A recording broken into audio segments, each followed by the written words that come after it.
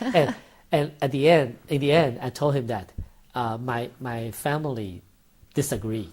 So I thought during those kinds of negotiations, that was the final line for me. Right. So that it actually means, okay, let's stop the conversation. Right. I really can't. But somehow he answered me immediately that, can I talk to your family? Which family members of yours disagree? Can I talk to them? Oh my goodness. So that really that response actually really touched my heart. I feel like this mayor is really different from, because to be honest, in the past, this process would go for a few hours, and then when they finally realize that you're really not interested, then they just let go. But this time, I feel like he's so persistent, and so I think 80% of the reason is really because of his attitude that really touched me. So that because you know what, I make only 25% of what I used to make when I go into the public service. And that's a lot of financial sacrifice for a young person starting his career. So who was the family member that was against you going to politics? There isn't.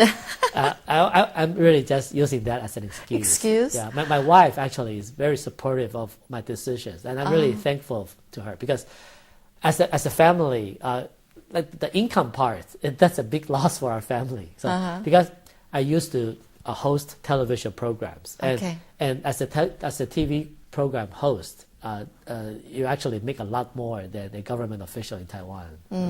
I see.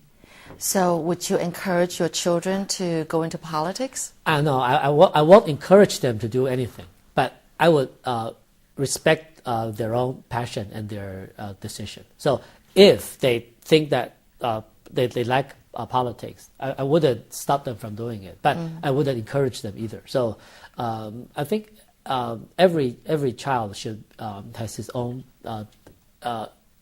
freedom to develop his own future. Yeah. Right. How old are your children now? First grade and second grade. Oh, they're still very young, very young. Yeah. I was just going to ask, has you as a father influenced your children already about going to politics? No. But they're still too young. Yeah, way too young. So you must have really enjoyed watching politics and the way, legislators kind of argue and fight in the legislature, that kind of thing, to make you be a political commentator. Yes. I actually enjoy analyzing political events, and that when I graduate from college, actually that was the first crossroad I have to make a decision, because I applied. I got accepted to a few schools, but very different direction.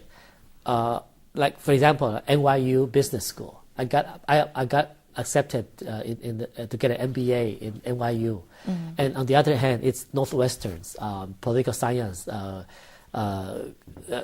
PhD program.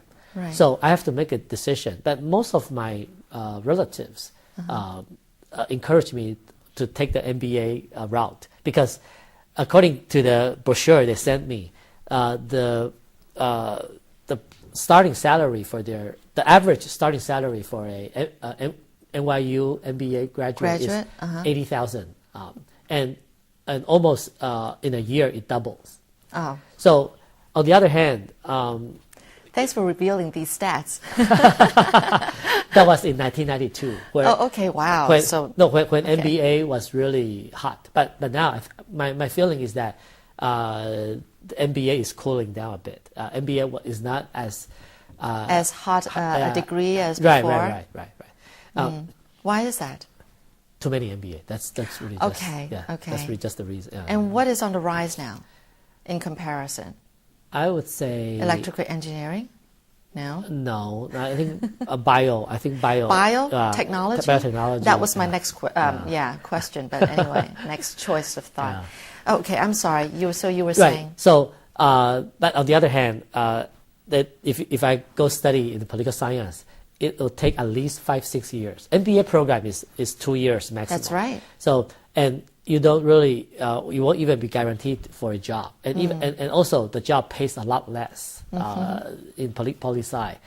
But I feel like analyzing and observing political events is really something I like to do. So I feel like do what you like. So that's really more important for me. Okay. So that was the first time I have to make this career choice. Yeah. Okay.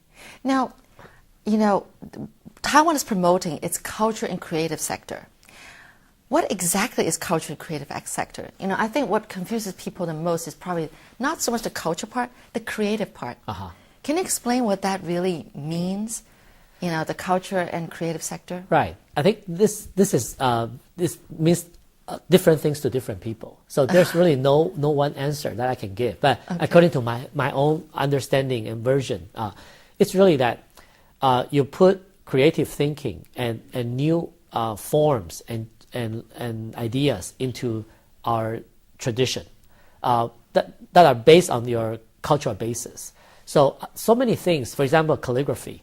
It might not be people now are not taking that much emphasis on calligraphy, writing. Right. But how can we put new life into it? For example, like Master Dong Yangzi actually had a exhibition with Ah Xin, the singer from Wu Yue Tian. Okay. And they had a joint exhibition, and that was a great hit. They combined calligraphy with music, and it created so many different new dimensions, and there are new stories to tell. And young people are really attracted to that. So this is, I think, one example. You put a creative idea into your own traditional way of doing things and your own cultural basis, so that a new life is formed. And we hope to make that into commercialized, because it's really about supporting, expanding the supporting basis for the traditional culture, because you can't just always rely on governmental support. If you can find a business model for that and try to commercialize it, then more people will be able to be in contact with it and also to enjoy it and consume it. That's the whole idea. Oh, okay. So do you think the main focus is to try to attract young people to enjoy the traditions? Not really just young people, but try to put culture into everybody's life more. I think that's really the aside from the business consideration, that's really the inherent cultural consideration. Because just take a cup as an example. You can actually drink your water in a plastic cup, but why would you want to buy a much more expensive and well-designed cup? So you have to create a story and to attract everybody from upgrading their lifestyle, so that more and more people can enjoy the beauty in life. So I think that's really the inherent cultural thinking when we try to promote the industry.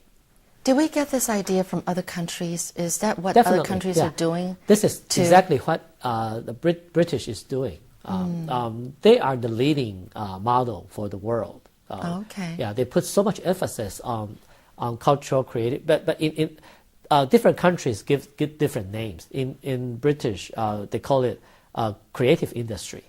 In China and in some other areas of the world, they call it cultural industries. But in Taiwan, the tradition here is to call it a cultural creative industry. So we combine both ideas, but they're really talking about the same thing. Okay.